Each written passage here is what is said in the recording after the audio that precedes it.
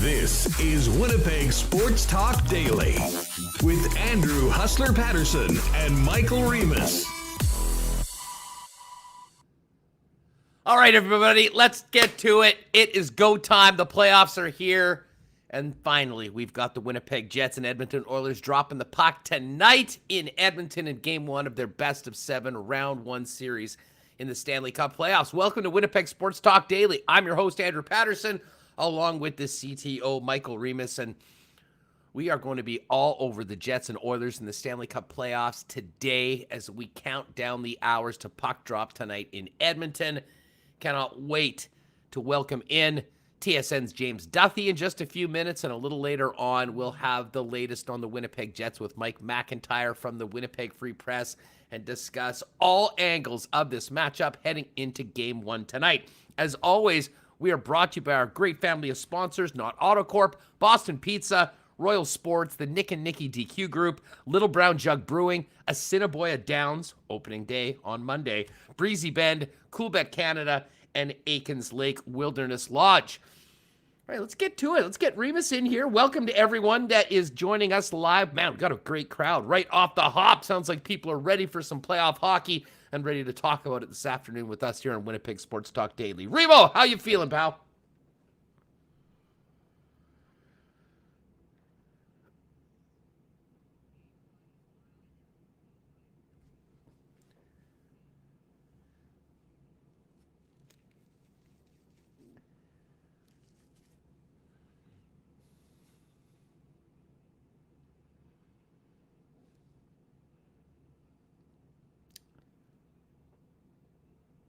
Oh, Remo, you're muted. I don't know. Everyone's saying in the chat that you're muted.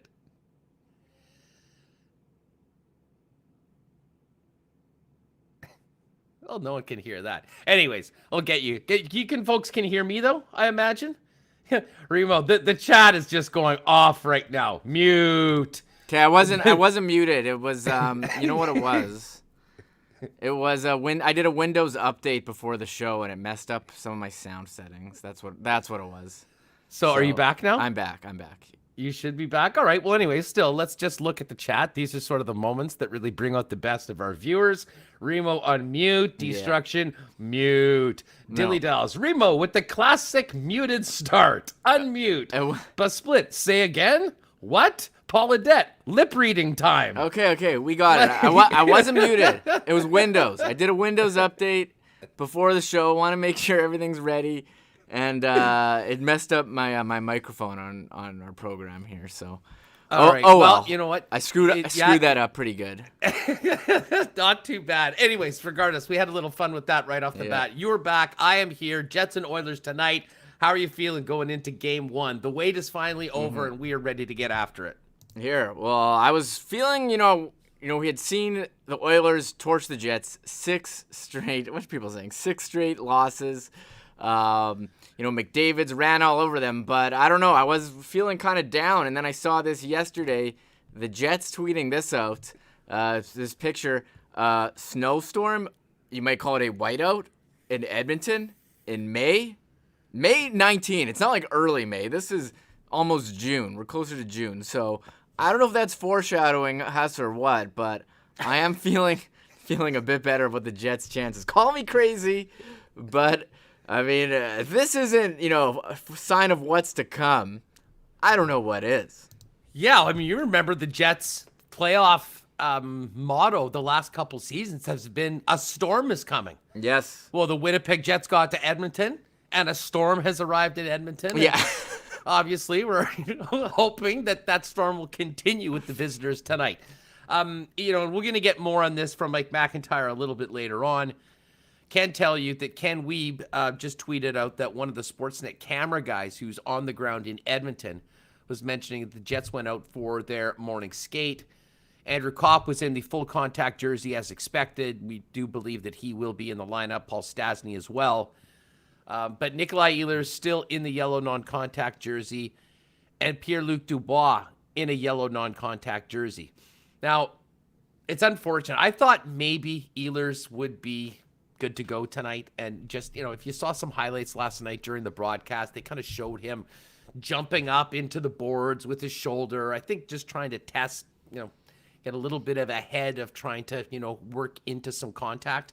Obviously, it's not ready to go yet, though, for game number 1. And I think this is why we remember when Paul Maurice announced the injury, he said, we're confident and hopeful that Nikolai Ehlers would be ready for the beginning of the playoffs. Obviously, the emphasis was more on hopeful as opposed to confident, and he won't be there. But I do believe, from talking to people, I think there is a belief that he will be available at some point in this series. You just hope you're not too far behind the 8 ball by the time such an impactful player comes back. As far as Dubois goes, I guess we'd have to take this as a step forward. The fact that he's been on the ice, because this is the first time we've seen him on the ice since he left in the third period against the Toronto Maple Leafs. The fact that he's on the trip, the fact that he's out there in the non-contact jersey, I think is good. But as far as game 1 goes tonight, and just reading Murat's piece in the Athletic, and we don't have confirmation that these will be the lines, but we know how much is going to be on the shoulders of Wheeler, Connor, and Scheifele with that top line. What's really interesting is that, it's sort of, if you take what we saw in practice yesterday beforehand, this second line could be Paul Stastny along with Andrew Kopp and Christian Vesalainen, who have played a total of exactly 0 minutes together over the course of the regular season. And it is sort of ironic, I guess, for a team that for the most part of the season were so lucky when it came to injuries. Of course, this is happening at the worst possible time of the season. But I'll tell you what, for Vesalainen, who has had limited opportunities, usually in the bottom 6, for this first rounder, this is the opportunity of his career right now to show what he can do in the absence of Dubois and, of course, Nikolai Ehlers. Yeah, I'm just looking at the lines here from Murat at his, column on The Athletic. Connor, Scheifele, Wheeler, Kopp, Stastny, Vesalainen, Perreault, Lowry, Appleton, Harkins, Thompson, Lewis. And then the defense going with, we know what it is here. We know, what do we got here? Yeah. We got Morrissey, DeMello, forward, Pionk, Stanley, Poolman is what Murat has. So, nothing's really changed. Although he had Ben as an extra, so I guess we'll have to wait and see. Yeah. I thought Ben was going to go in, no? Yeah, well, we'd seen Stanley and Ben playing together, and Tucker Poolman had still been in, some level of recovery. So that will be something to look for. We'll keep tabs on the reports coming out of Edmonton for the morning skate, and probably at some point during the program, I would imagine we'll have some updates from head coach Paul Maurice after the after. Yeah, Sarah just tweeted out Harkins, Heinola, Ben, Dubois, and Ehlers still on the ice at the end. So I don't know what that means. We will wait and see. Maybe that means Poolman is in, but But why would Harkins still be on the ice if maybe he just wants to get extra practice in? Oh, that is a good question, because I think we all assumed that Harkins would be out there with Nate Thompson and Trevor Lewis. Yes. You never know. Maybe Dominic Toninato impressed Paul Maurice so much that they're going to put him in the lineup for the first night. All that up in the air. And again, when you're dealing with these sort of injuries, it is, you basically can only do what you're able to do. And, with big injuries comes big opportunity. And in particular, Christian Vesalainen, as well as Matthew Perreault. And, the numbers of Perreault with Lowry and Appleton this year were actually quite good from, an analytics standpoint. Certainly they were able to do some good things in both ends of the ice. To me, this line might be the key. I know we're going to focus on Scheifele, and for good reason. We're going to need those guys. The Jets are going to need those guys to score. But as far as a line that can be impactful in both ends of the ice, and most importantly, the defensive zone, probably with a matchup quite often against Connor McDavid, it's the Adam Lowry line. And we saw Mason Appleton with a strong finish to the season. And Matthew Perreault, I've been impressed with Perreault all year long. I didn't have big expectations for for Perreault coming into this season.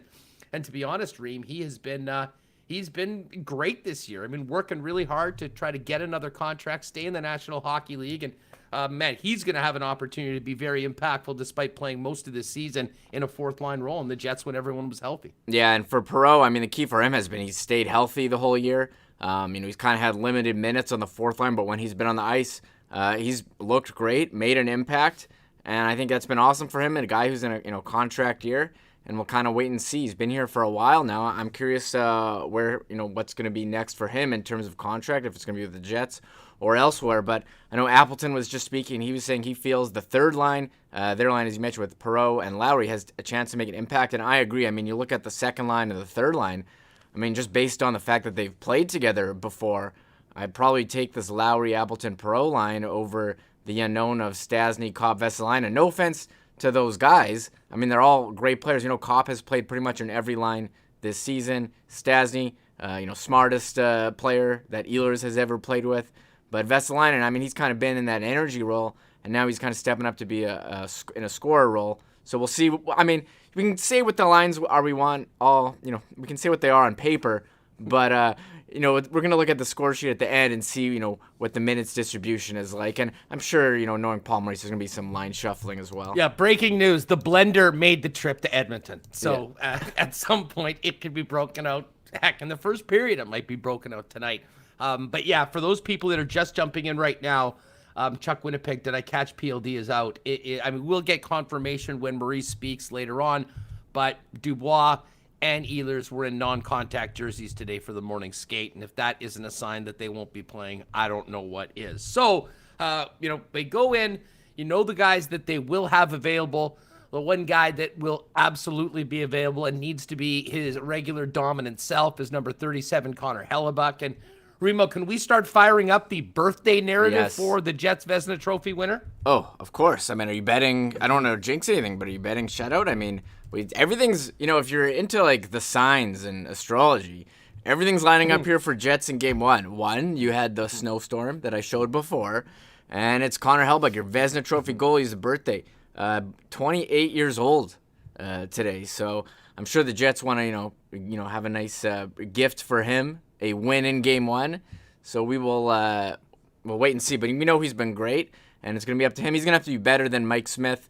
He's going to have to steal a game, I think. Especially it would be great with, until we get Ehlers and Dubois back in the lineup. But I think a lot is going to be on Connor Hellebuck. I don't know if they're checking the boards there in Edmonton, but it's cropped up in the past in Montreal and even in Winnipeg. Maybe he'll go around and do a quick check for anything sticking out. Yeah, it was bizarre how many times that happened in the regular season, going off the stanchions and ended up biting him. And hopefully they just, like many of the bad things that happened this year, hopefully you got those out during the regular season because everyone's back on even terms right now, despite the fact that the Oilers dominated the Jets in the regular season series. As I mentioned, James Duthie coming up in just a couple minutes, and then Mike McIntyre a little later on will break down everything going on with the Winnipeg Jets heading into tonight's game. We'll get his thoughts on both sides of this matchup for game one, as well as this series, and maybe get into a little talk about what's going on in the rest of the National Hockey League. Pretty good night last night in the NHL. Shout out to anyone that tailed me on that Vegas minus a goal and a half bet. Was sweating it a little bit after about another 30 minutes of scoreless hockey between the two clubs, and then Minnesota went up, but Vegas bounces back. Another brilliant game by Marc-Andre Fleury. He gets the win, and they tie the series at 1. Meanwhile, tough for the Panthers. I thought they played another really hard-nosed game against the Tampa Bay Lightning, but man, you add in Kucherov and Stamkos to an already pretty lethal lineup, and you've got a team that's going to be very tough to beat. And the Panthers, after the great season they've had, are heading on the road down 2-0. Reem. Yeah, and I think that first game, I don't want to say it was like the end of the Panthers, but I know they've had a great season. They're already, mixed flip-flopping goalies. You kind of have a heartbreaking loss in game one, and you have the experience of Tampa, again, getting Kucherov, defending Cup champions. They're up 2-0. I think Florida's in a really tough spot here.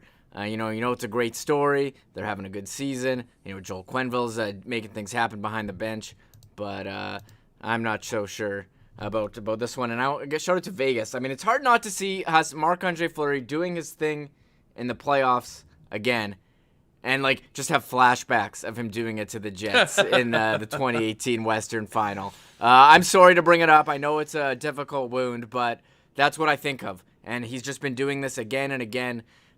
Even us with a sword in his back, he's getting it done. Yes, indeed. He's able to. As Alan Walsh got any tweets ready for when they give Lehner a start at some point in the playoffs, wouldn't that be something? Anyways, we'll talk more about the Stanley Cup playoffs outside the Jets Oilers series with James Duthie, as well as get his thoughts on the North Division playoffs coming up. Just before we do that, big thanks to our great sponsors, Knott AutoCorp. Family-owned Winnipeg business. Why not get into the car of your dreams at a great price with the help of the Knott team?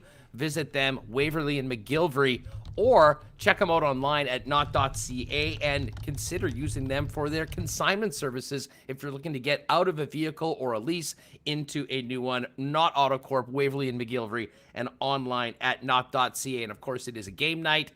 No better way to get ready for the big game tonight than with a Boston Pizza game day meal, the spicy pierogi pizza, the meteor, the case of wings, or my favorite, the pizza flights, all available right now. Of course, we're still locked down, so there's no dining in. We won't be in the sports bar tonight to watch Jets Oilers, but next best thing, takeout delivery from our friends at Boston Pizza, and you can also order online at bostonpizza.ca. All right, let's talk some puck. Cannot wait for this next conversation. It is an absolute pleasure to welcome back our old friend, TSN's James Duthie, to get us ready for the start of the playoffs in the North Division. JD, how are you? I'm good, bro. It's good to know the show has lots of sponsors already. Hey, you know what? We were pretty lucky. In all seriousness, when everything happened with our station here, there was, we knew it wasn't like we all got whacked and they were replacing us with other people. I mean, Right. There was just a lack of this content. And, we knew from day one that there was a real demand for it. And, I mean, we can't thank the people that have been with us every day, whether it's live on YouTube or doing the podcasts. And specifically, so many of the sponsors that were with us for a long time at TSN 1290 that have come over with us as we grow here on Winnipeg Sports Talk. So, I mean, sometimes, JD, you got to make chicken salad out of chicken bleep, right? And we've been doing that, and we couldn't be happier with the first couple months of how things have gone. 50 shows in, and now a lot of excitement for this particular show because we got a big hockey game tonight to talk about. Yeah, absolutely. And first of all, congratulations. I told you that when the day that happened, that Winnipeg's too good a market and too good a sports market, that there'd be a place for you guys for sure. So I'm glad to see you're doing great. And I'm pumped for tonight. I think your Jets are sort of the greatest wild card in this entire playoffs, really, right? I mean, I don't think anybody outside of Manitoba maybe is giving them much of a shot. But, if Ehlers can get back and Dubois can get back, they still have a guy who won a Vezina net, and I think the greatest collection of 9 forwards, well, one of certainly top 5 in the National Hockey League. So I think they're a massive wild card if we can see Jets, first couple of months of the season and not the Jets of the last month and a half or whatever it was. Well, you know what? And we'll get more into the Jet lineup and what you've seen. But let's talk about the home team that they're going up against in the Edmonton Oilers. I've been incredibly impressed with what Dave Tippett's done, the way he's been able to get, some of the, the guys that weren't pulling their weight in the past. We've always talked about them as such a top-heavy team, the way they bought into a more defensive style of play, the way they were able to compete more and not just rely on Connor McDavid and Leon Draisaitl. But at the same time, the offense didn't lay out. I mean, this was an absolutely historic season by Connor McDavid, and maybe the biggest test a guy like Adam Lowry or Connor Hellebuyck could have is going against the guy that is the reigning king of the National Hockey League. Yeah, I mean, I think you guys probably saw it more than anyone else in the league, right? We did. 22 points in 9 games. You basically put McDavid's highlight reel against the Jets, and that's his highlight reel for half the season. So it's a massive challenge, but I think the difference this year from other years is it's not just McDavid and Draisaitl, that they have a legit number one pairing and in the way that Nurse and Barrie have played this year. And to me, Mike Smith is probably the least talked about story of the year, particularly in the North Division. I mean, Oilers goaltending has been, you pencil that in as a panel topic, as a question mark every year for the last 15 years or so. So for him to play the way he has, I think is something. And that's you've probably talked about it already, but I think in many ways that's the most interesting matchup, where you have Mike Smith, a guy who's had a great season and a pretty good career, but I believe he's only been in the playoffs 4 times in his career because he spent so many years with bad teams in Arizona and so forth. And you have your guy who's got a Vezina trophy, but has 5 career playoff games, and I don't think he was necessarily the better goalie in any of those 5. So to me, that's super intriguing in itself, is that little mano a mano right there. Yeah, the Smith story has been unreal. I mean, I didn't see it coming, and I remember how disappointed everyone was in Edmonton when they announced that it was Mike Smith that was going to be the goalie along with Koskinen this year. But he went, he grabbed the job, and he's been, and listen, he's gotten in the heads of Jets fans. I can't imagine what it was like for some of the Jets players over the course of that. But back to the Connor McDavid highlight reel. I mean, GD, that has been nightmare fuel for Jets fans in the lead up to this series. What do you think it's done to Paul Maurice? And if you're the head coach of the Winnipeg Jets, I mean, it's a tall task, especially down a couple of important players. But regardless of scoring goals, the challenge of, I mean, you're not going to stop Connor McDavid, but limiting him, not having him eat you up like he did in the regular season. How tall a task and how realistic is that for Paul Maurice and the Winnipeg Jets? Yeah, it's massive. I think he said the other day, what was his quote, that, these 2 freak shows, which I think he respectfully called McDavid and Draisaitl. And you put it, it's a Captain Obvious statement, but I think it's true, is that you just try to contain him. If you said to Paul Maurice right now that Connor McDavid's going to get 2 points a game, do you take that? I might take that, right? And to know that there's not going to be 3 or 4 or 5 in there, and you maybe take your chances. That would be, I would love someone to ask him that. Would you take Connor McDavid getting 2 points a game? They'd probably say no. But I just think that's kind of the way you have to look at it, is Connor McDavid, don't let him beat you by himself. I wouldn't say just McDavid. I'd say McDavid and Draisaitl, because if you just focus all your attention on McDavid, Draisaitl's going to have 4 points and you're going to lose 5-2. But try to somehow control him and don't let anybody else, Ryan Nugent-Hopkins or somebody beat you. That's basically, I don't say that's their only hope, because you have a lot of talented players in your lineup too. And I think the pressure is more, frankly, on Scheifele and everybody else, that they have to, if not match what McDavid does, come close to matching it offensively, as much as the defensive end trying to contain him.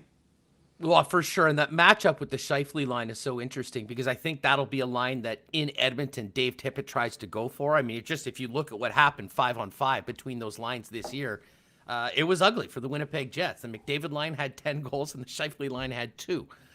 That's not a winning equation. But at the same time, I think we've seen over the struggles of the last month, and Paul Maurice kind of getting his guys back to buying in on what they need to do, the way they need to play against teams like Edmonton and Toronto to succeed in the playoffs. We'll see that tonight. But as far as Scheifele goes, I mean, he, especially without Ehlers and Dubois in the lineup, James, that is a lot of pressure on that top line, not only to hold their own defensively, but it's kind of hard to imagine a path to victory for the Winnipeg Jets without some significant offensive contributions from Scheifele, Wheeler, and Connor on that Jets top line. Well, you're right. I mean, because without those other 2 guys in there, you have to dominate the series. You have to be the way Mark Scheifele was the year that you went to the conference final, when, I don't know what it was, 15 points or 13 goals in 15 games or whatever it was. 14 goals in 17 games. I mean, he did at a lot of times put the team on his back. And, is it, I think every single fan base, you always think that when the playoffs start, the players all say this is a brand new season, nothing that happened before matters. And when your team has struggled coming in, you cling to that notion, right? And sometimes it's true. There are teams that are able to reboot and suddenly find themselves, and bam, off you go. But I would say probably, 75% of the time there's carryover from what you saw the last month and a half of the season. So that's what the Jets will be fighting against. So it's all possible. It's all doable. But, I would really like to see this series with Ehlers healthy and Dubois playing, to me, that's if I said the Jets are the biggest wild card in these playoffs, then Pierre-Luc Dubois, if he was playing, to me is almost the biggest wild card individual in these playoffs, because I just can't fathom what I've seen unless this injury has just been plaguing him throughout. Because the guy who, we covered that Columbus Leafs series last year, who's, single-handedly took over 2 of the games. There hasn't been any real sign of that. And if he was any form of that and Ehlers was healthy, I think, you really have something and have some real potential. So that would be, to me, the biggest concern. If I was a Jets fan, that would be my biggest concern besides McDavid, is just without Dubois, the way we thought we'd get, the guy that we thought we'd get, and without Ehlers, the guy that we knew we had, that's a big problem.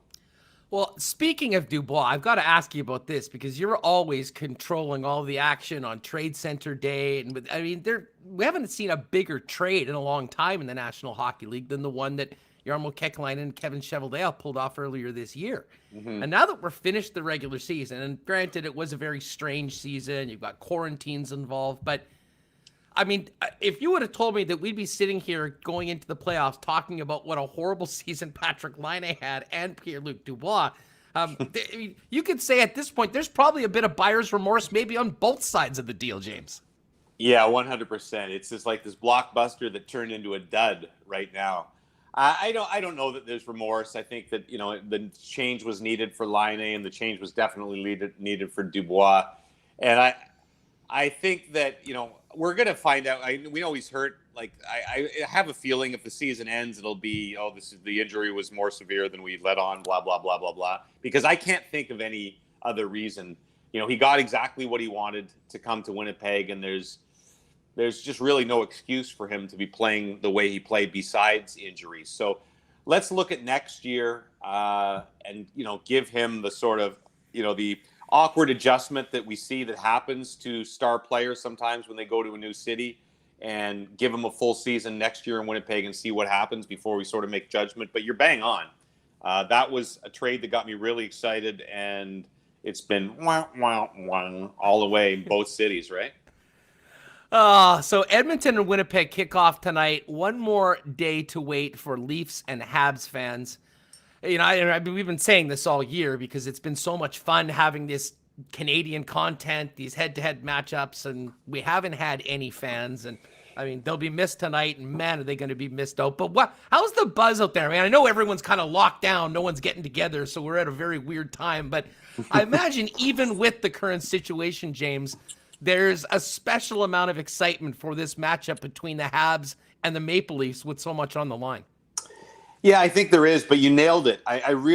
This is the one, perhaps this is, of all the things that have bugged me about COVID and, the COVID restrictions that we've had in hockey, this might be the greatest. Is not, a series that you wait for 1979. And then when you finally get it, it's the greatest sad irony that it's in the situation where there's no fans. They're going to say 2,500 maybe in Montreal for Game 6 if it goes to Game 6.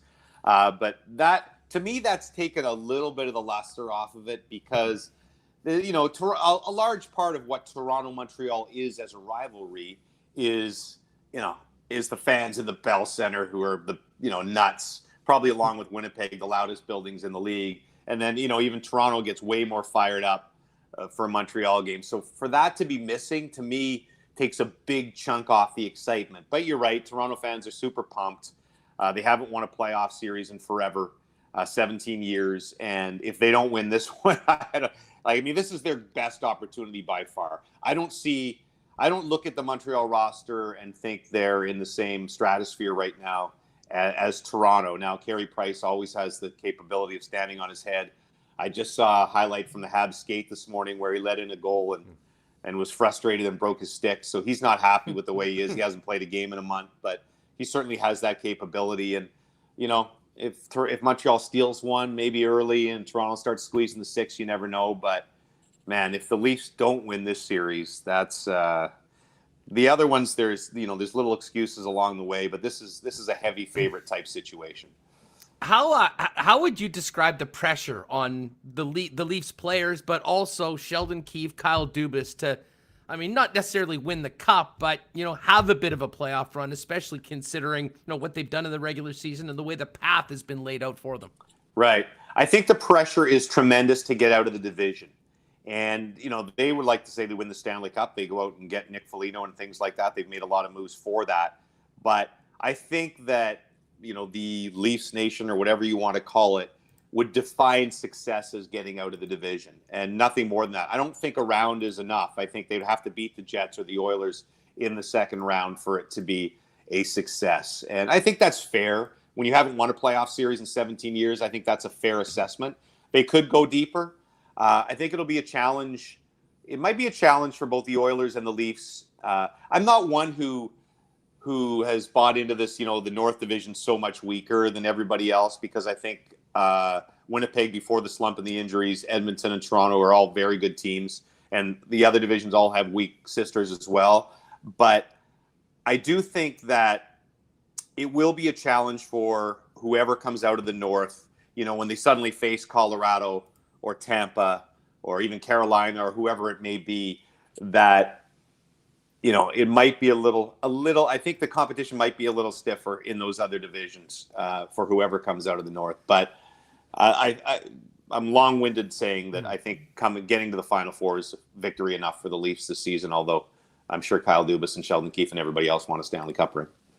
TSN's James Duthie with us here on Winnipeg Sports Talk Daily. James, the pressure in Montreal is always significant, and we know what Marc Bergevin was going through going into the season. We knew he made some aggressive moves and had some big expectations. Now, they've made the playoffs.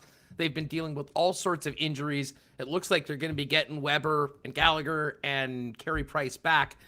But I couldn't help but notice on the front page of TSN.ca right now, scratch for game one is Romanov, Kotkaniemi, and Cole Caulfield. And we know how much everyone gets horny for these great young players to get them in the lineup and get going right away. And Caulfield has had a pretty exciting start. What do you make of those decisions by Dominic Ducharme? And how do you imagine that's going over in Montreal right about now before tomorrow night? I always preempt these comments by saying I'm a hockey host who played 1 year of rep hockey, and Dominic Ducharme knows way more about the game and his team than I do. But in just my opinion, what they're doing is the safe thing. They're doing the traditional thing of play your veterans in the playoffs. Myself, I think you need to do something special to win this round because of the talent differential between the two teams. And if you're going to lose, I want to see Cole Caulfield and Kotkaniemi, particularly Caulfield and Romanov, get that sort of playoff experience. So I think it's a mistake. I think you're playing not to lose instead of playing to win. I would roll the dice and get the kids in there, because I think something special has to happen for you to beat Toronto. And a guy like Cole Caulfield could do special things. And I know all the coaches, he runs around too much and he doesn't know the system and yada, yada, yada. He scored 2 of his biggest goals in overtime 3-on-3 hockey. We're not playing 3-on-3 hockey in the playoffs. You can say all those things, but I don't care. This is a special player. Anybody who's seen him play, and I want him in a situation where on a big stage like this, he can do something special. So I don't like it myself. I know you've been paying close attention to the series that have started already south of the border. What have you made of this Battle of Florida? I mean, I think the Panthers have played quite well, and yet they find themselves down 2-0 against the defending champs. You knew that was a tough neighborhood with Florida, with Tampa, and with Carolina, who ended up winning the division. If you didn't win the division, you were going to have a hell of a matchup in the first round. It's playing out that way, especially with the additions just in time of Nikita Kucherov and Stamkos coming back. Yeah, I think that you said it very well. I think the Panthers are a really good hockey team, and this could be, an Eastern Conference final in a normal season if it, didn't work the way it works now, if it was back to the 1-versus-8 format. So I think they're going to be really kicking themselves. If they go out in 4 here, that's a massive disappointment for a team that has the longest streak of not winning in the first round. But that's a tough draw for them. But I agree with you. They played 2 good hockey games, and they're in a big hole going back to Tampa right now. So Stamkos said it after last night's game. It's far from over. Of course, he's going to say that, but I think that's actually the case. I expect Florida will win at least one of the games in Tampa, and we'll send it back to Florida. So it's been Man, it's been a really great start. And it feels like we say this every year. Maybe not last year because the bubble was so weird.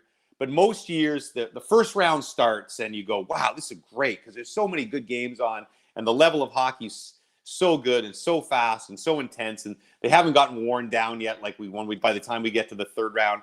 But I think particularly this year, and I go back to what I was saying about COVID robbing us of that Montreal-Toronto series with the crowds. Even though it's been nice seeing fans, it's a shame that we're getting all these spectacular matchups, Tampa versus Florida and, even Boston, Washington and that in a not normal season. Because if you just took these matchups on their own, let's say it doesn't work with the divisions, but play along with me. If you had, 2 All-Canadian series in the first round and you had the Battle of Florida and some of the other things out there, even like in Minnesota, Vegas is so good. I think it'd be one of the most spectacular first rounds that we've seen in the last 20 years or so. But again, COVID takes a little bit of the edge off. Yeah, listen, and I'm sure I'm one of thousands of Canadian hockey fans that have been borderline triggered watching these games with packed houses and all these fans enjoying it with what we're dealing with right now.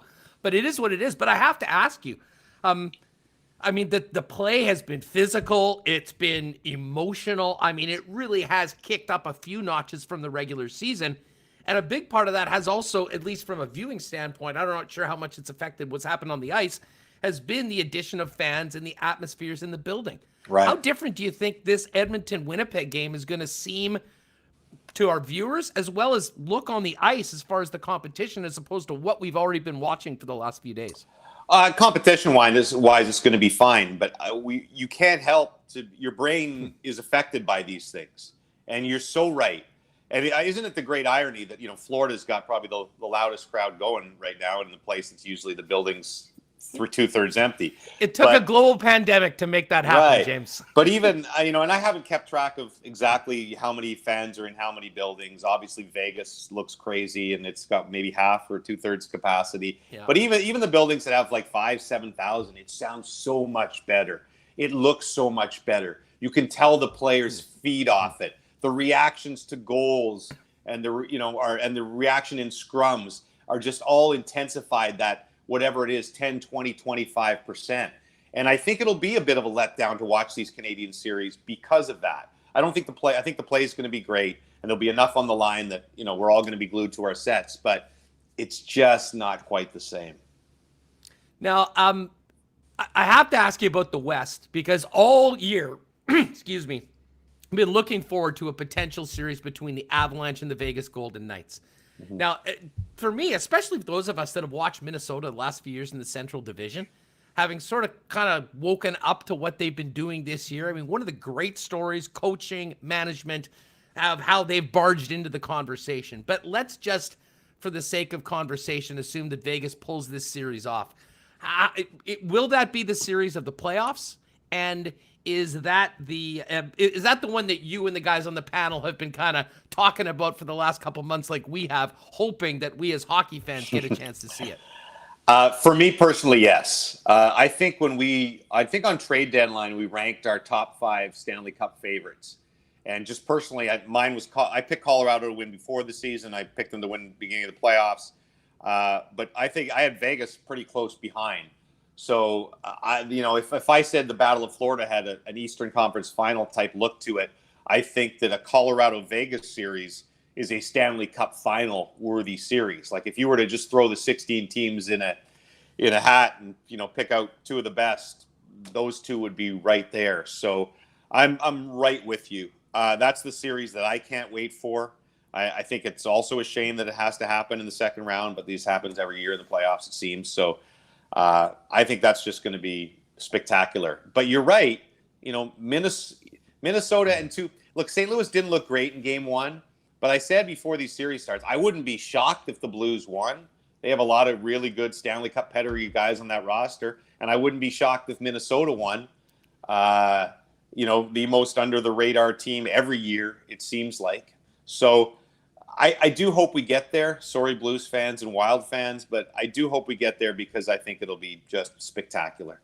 Yeah, close second to that is a potential matchup in the second round between the Lightning, who look to be in a pretty good spot against Tampa, And of course, the Carolina Hurricanes and Rod the Bod. And you talk about a team that is an elite team that, frankly, most Canadians don't see on a regular basis. It's the Carolina Hurricanes.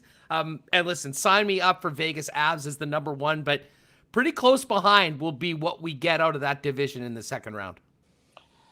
Yeah, I mean, but even the Washington, Boston side of things with Pitt and the Islanders don't play the most exciting brand of hockey, but I sit there every night and watch these games and go, oh man, this team, like Carolina, you watch them, you go, this team's going to be hard to beat. And then you go watch Colorado and you go, how can anybody beat these guys? And then I, even watch the Boston Watch series and I'm like, boy, both these sides have Stanley Cup potential if they can get through. So that's what I meant when I was saying before about just how lucky we are with all these matchups, and what a shame it's not 20,000 in every single building.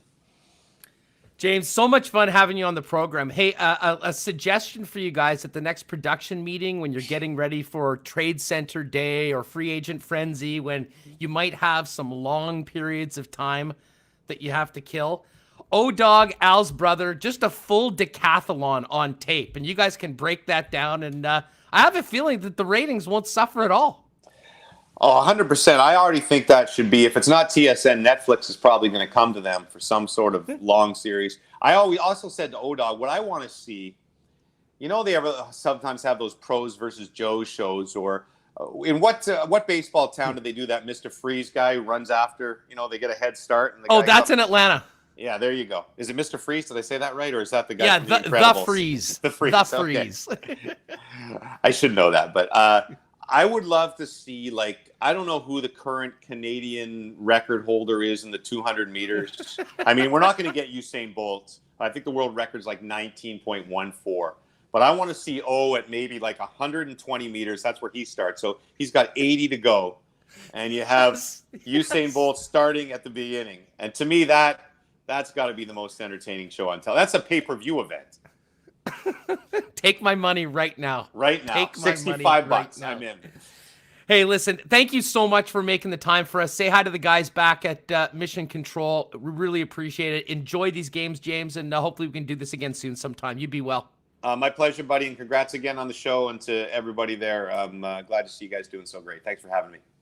Really appreciate it. There he is, TSN's James Duthie, joining us on a playoff game day edition of Winnipeg Sports Talk. Really appreciate James making some time to join us here on the program.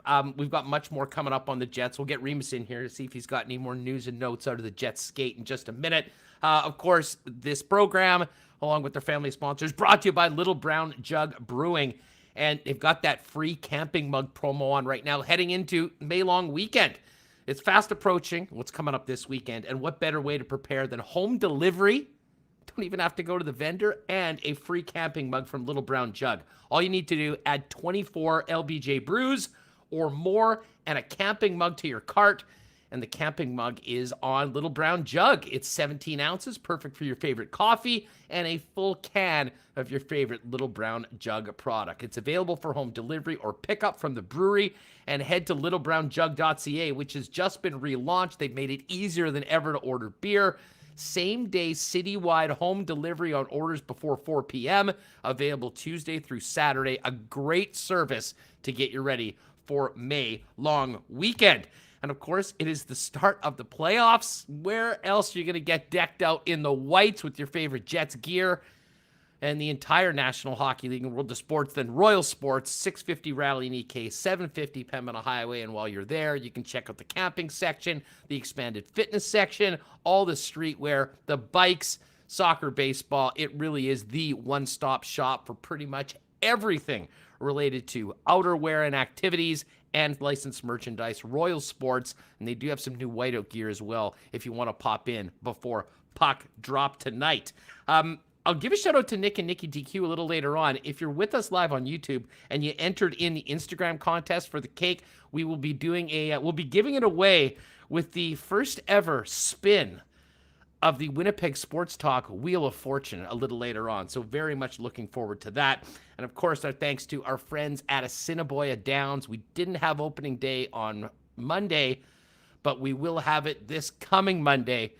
And we might actually do a show on Monday as well, even though it's the holidays. There will be a hockey game. There will be opening day. So we're going to work on that going forward. But if you do, already just get ready for Monday, and hpibet.com is the spot. Set up your account now. Get ready to play with us. Remus and I will be making daily bets Monday, Tuesday, Wednesday for live racing at Assiniboia Downs, and you can watch it all on the site at asdowns.com or at hpibet.com as well. And every day before live racing, 6:45, Kirk Contois, who joined us last Friday, as well as the gang, will do all of their handicapping beforehand to help you get your wagers ready for live racing.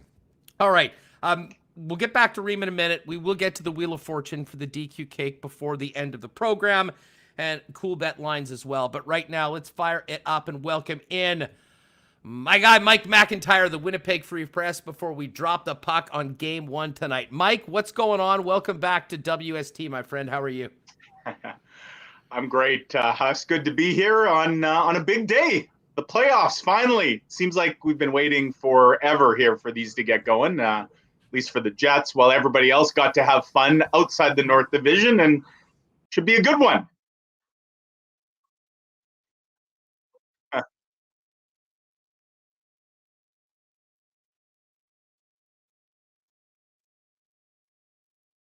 Yeah.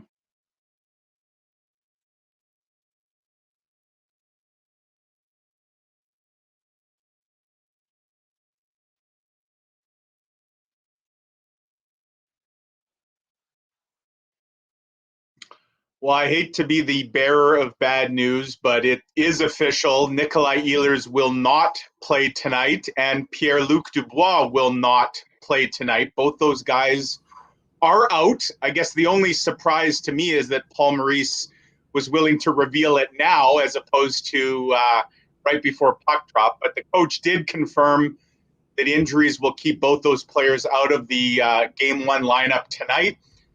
We know Christian Vesalainen is one of the players who comes in. As for whether it's Jansen Harkins or perhaps Dominic Toninato, we don't know the answer to that just yet. It would seem like Toninato is likely going to play and Harkins will not.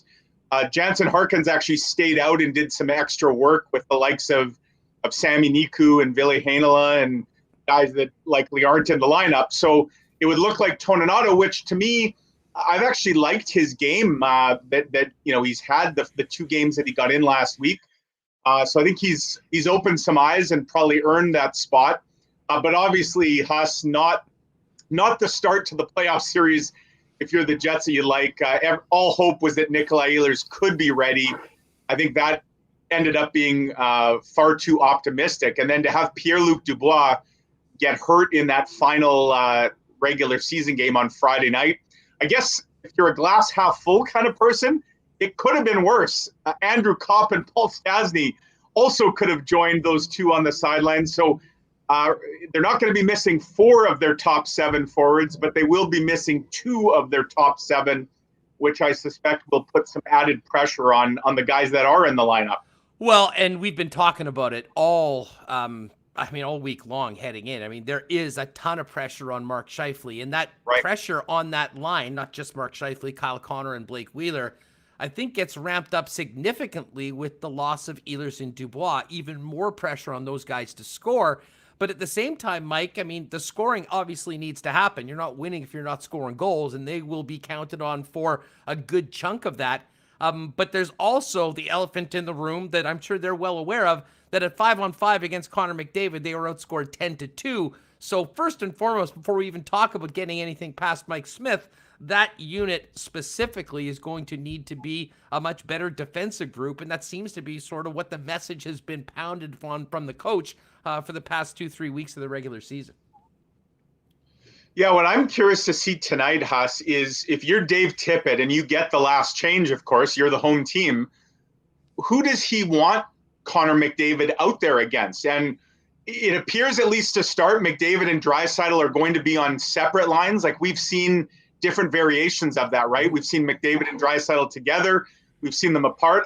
I'm not sure which you'd prefer if you're the opponents. Either way, Connor McDavid's pretty unstoppable. If I'm Edmonton, I like the divide and conquer approach of spacing those guys out. Obviously, if you find yourself chasing the game, I think we'd see those guys together. But at least to start, you're guaranteeing that you got one of those two on the ice. I'd say 2/3 of the game with the minutes that they play, and that's a pretty good situation for Edmonton. But if you're Dave Tippett, who do you want Connor McDavid out there against? I suspect he's going to try and avoid the Adam Lowry line. And given the success that McDavid had this season when he was out there head-to-head against Mark Scheifele, I suspect that is a match that Dave Tippett is very comfortable with. And that certainly ramps up the pressure on Mark Scheifele, who had, you look at his numbers, he had a good season, but certainly the games against Edmonton, especially the last 6 games against Edmonton, you will not find on the Mark Scheifele highlight reel, given the dominance that Connor McDavid had whenever they were out there at the same time. That is an understatement. But, at the same time, it was interesting seeing Scheif on the weekend. He seemed to be in really good spirits. He had those goats or whatever down at the rink. And, for a guy that, really, he knows what the measuring stick is in the National Hockey League. And I think, Connor McDavid is that guy right now. And he's said before, right. He wants to be measured up against them. And, unfortunately, when you do most of the measurements of those head-to-head matchups this regular season, it's been ugly. The good thing for Scheifele and the Winnipeg Jets is none of that means a lick when they drop the puck tonight. But again, this could be maybe the biggest challenge of Mark Scheifele's career, I would say, Mike, in that, compounded with the loss of Ehlers and Dubois going into game 1.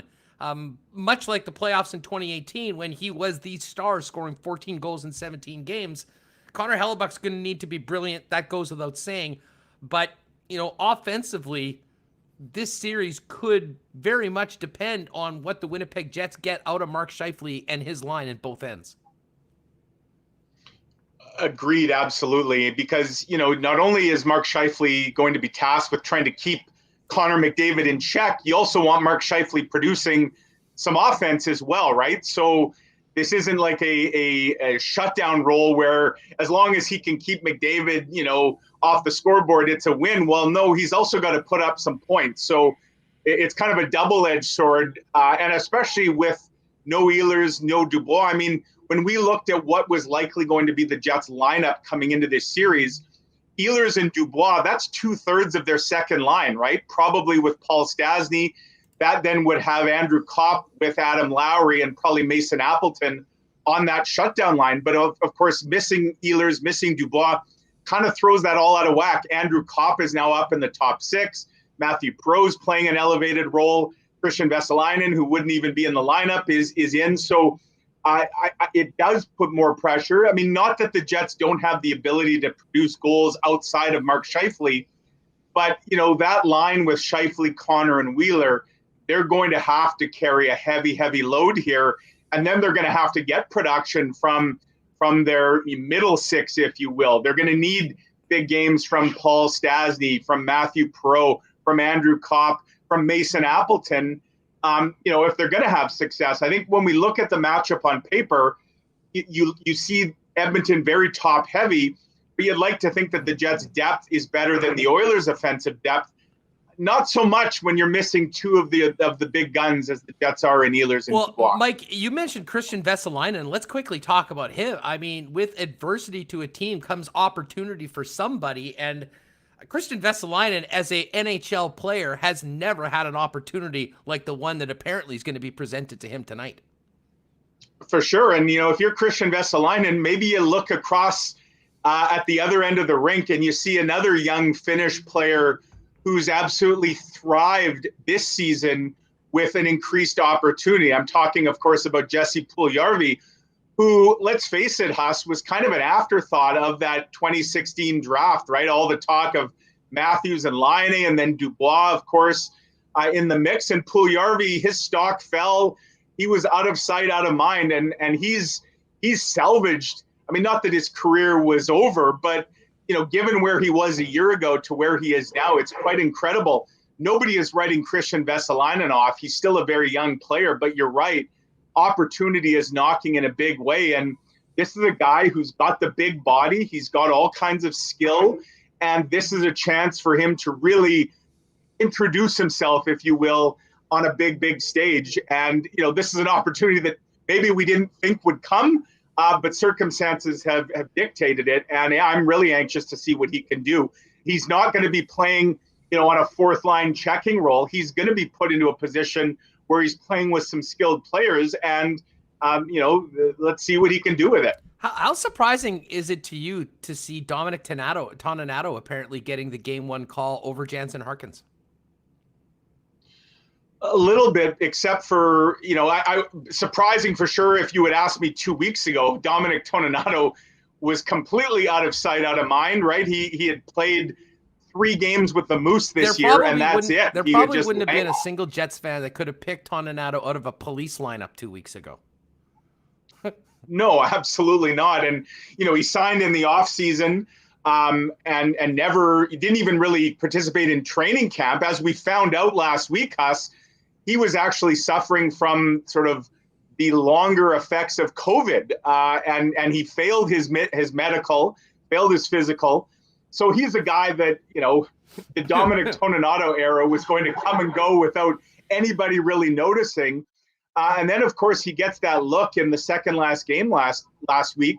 Looks pretty good, gets another shot, and I thought looked even better in the finale against the Leafs. And so, he's a guy, you look at his track record, he's got 80-something NHL games. He played in the playoffs last year for the Florida Panthers in the bubble. So he's got, some miles on him that maybe a guy like Jansen Harkins doesn't have. I don't know that this is a knock against Harkins, who I've also really liked. I love the energy that Jansen Harkins brings. The guy gives it his all every shift he's out there. So I don't think this is so much a knock against Harkins as it is a credit to Toninato and what he's shown in his 2 games, that Paul Maurice now has that option. And so, he's a guy that, a little bit older, a little bit more experience. We know Paul Maurice values that. And so he's probably going to get the first opportunity here. That being said, depending on how quickly Ehlers and Dubois can get back into this series, it would not surprise me at all if we don't see Jansen Harkins as early as game 2 or at some point in this series. Mike McIntyre is with us from the Winnipeg Free Press, getting ready for the beginning of a 7-game series between the Winnipeg Jets and Edmonton Oilers. Tonight, 8 o'clock puck drop. Mike, let's talk about the blue line for a minute. And I have to admit, pleased to see Logan Stanley staying in the lineup. But are we expecting is going to be Stanley and Pullman playing together tonight? And I'm just trying to think, have they played together at all this season at any point? Very little. They have not played together much at all this year.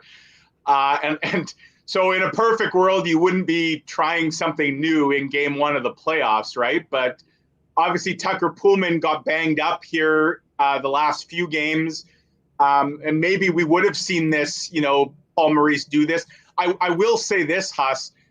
I like DeMello and Morrissey together. I'm glad we've gotten away from Morrissey Pullman, which to me, I know Paul Maurice really liked to stick with it. I just didn't see it. And to me, Tucker Pullman is much better suited on a third pairing role with the Jets than a first pairing role.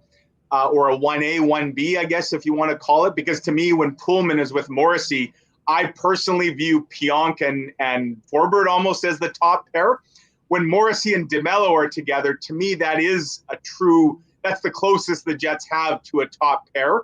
I think Dylan DeMello has quietly had a very good second half of the season. I think he struggled a bit early in the year, and we all know he got kind of a bumpy start to his season. He missed that first road trip. His wife gave birth, and so he was maybe a step or 2 behind. That being said, I like the potential for these pairs, and I am very anxious to see what Stanley and Pullman can do.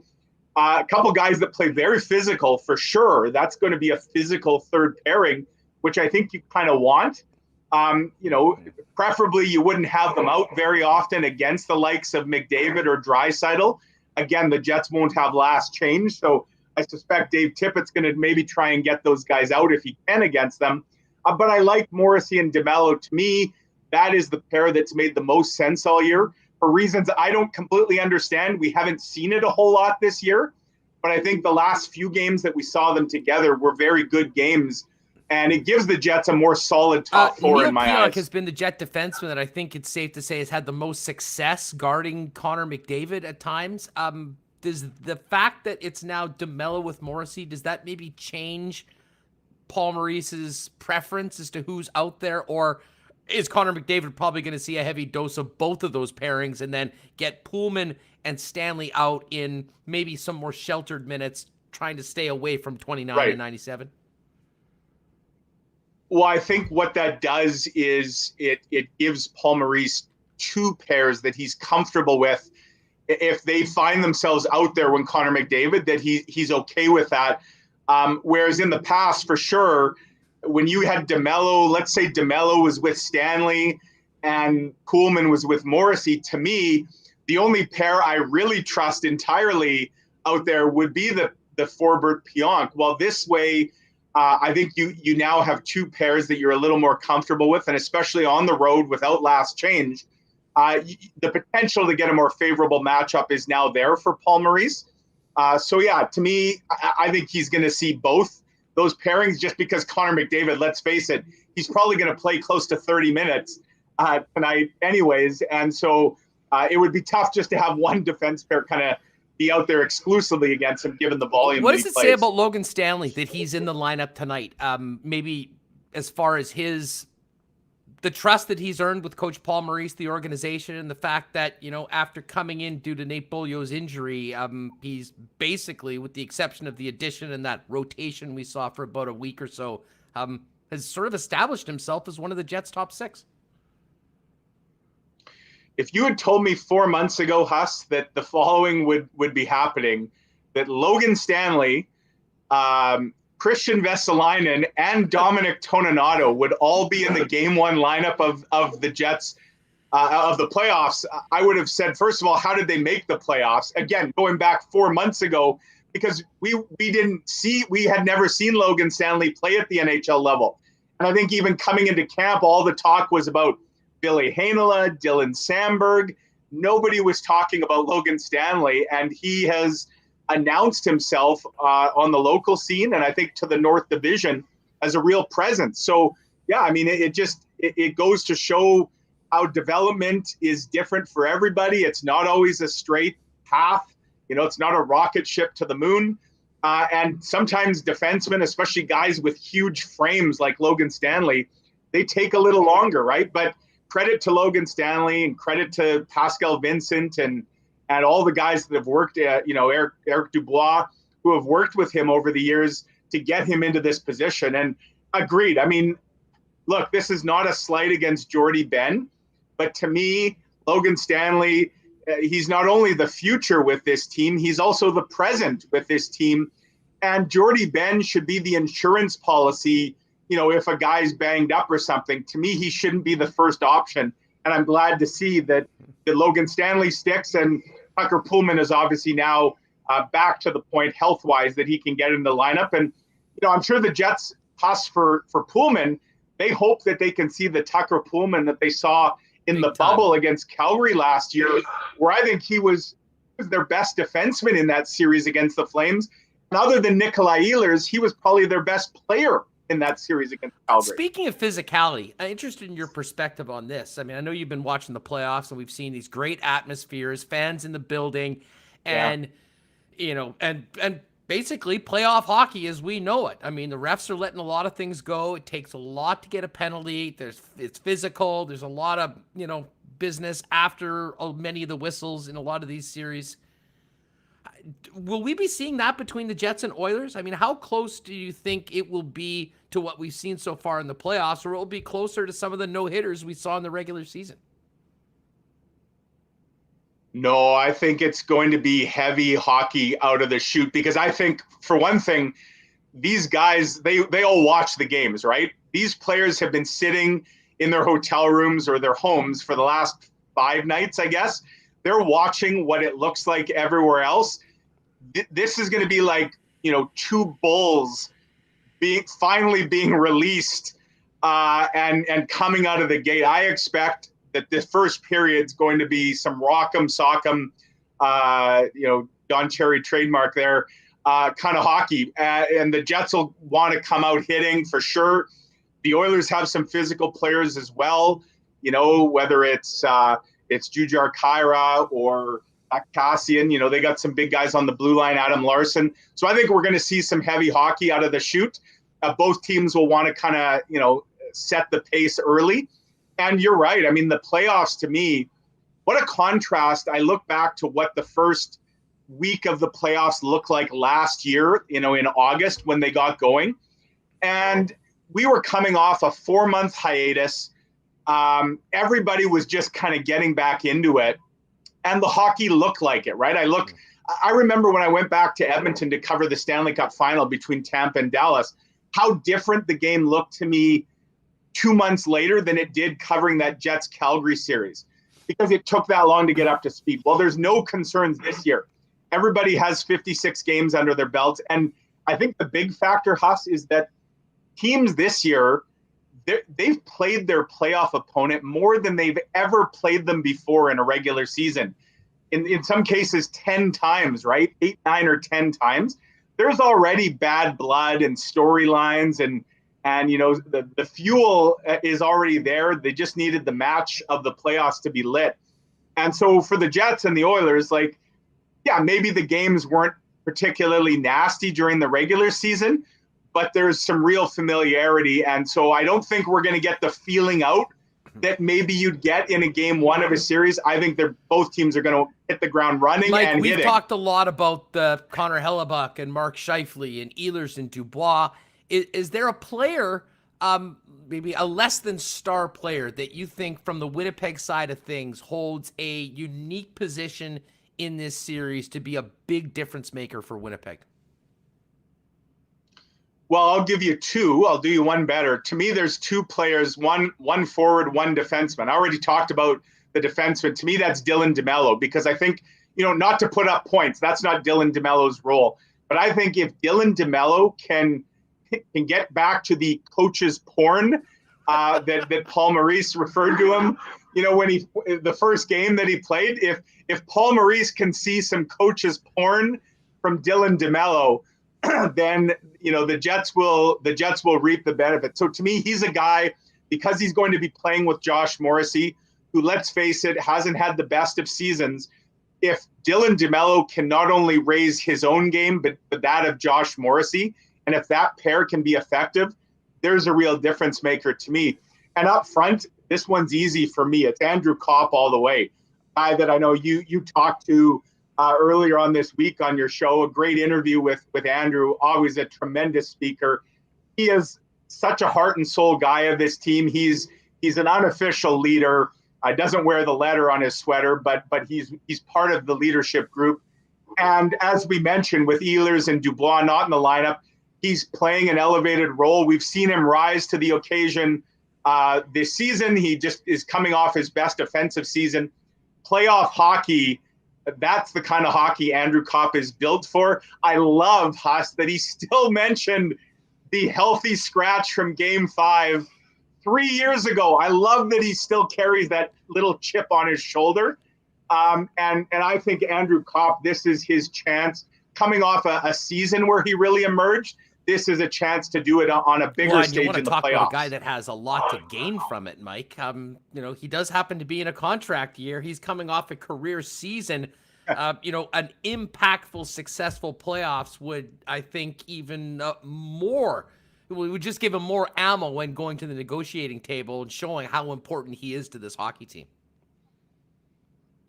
For sure. And you look at what he does, the Jets don't really have somebody like him. A guy that can score, a guy that can check, a guy that can play net front on the power play, a guy that can kill penalties. He's a guy that can play wing or center. He really is.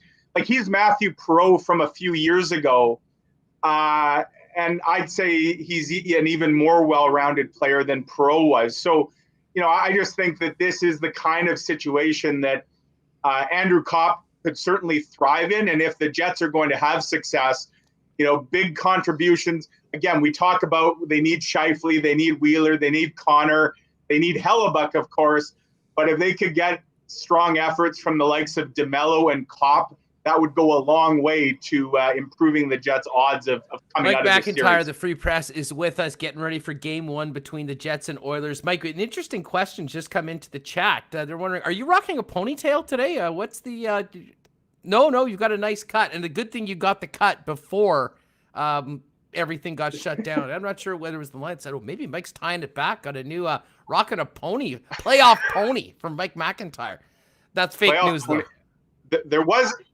There was a time when I could rock a pony, but I'm a little shorter these days. It might just be the little cowlick that's going on here that gave the impression. All right. I mean, I know you've made your pick on the Oilers side of things for the series, but let's focus on this game. What needs to happen for an undermanned Jets team to get a win and steal home ice advantage tonight? Well, I think the Jets have to play physical. To me, I mean, they have to come out, and I think they are going to come out, you know, whether it's Adam Lowry, Logan Stanley, but they have to play discipline. And you made a great point, Huss, about the games so far. We're seeing a lot get let go in these playoffs. I mean, it is Hudson Bay rules in a lot of cases. So, you know, Edmonton had the number one power play, right? You give Connor McDavid, he's lethal 5-on-5, but he's absolutely deadly 5-on-4, and you can't be taking many penalties. If you're the Jets, you got to stay out of the box, but you have to assert the tone. You're the visitors. You're coming into Edmonton's building. So, you know, play on the edge or on the line, but not over the line, and stay out of the penalty box. And to me, you know, I think we're going to get Connor Hellebuck at his best. I really like how he looked in his last couple starts.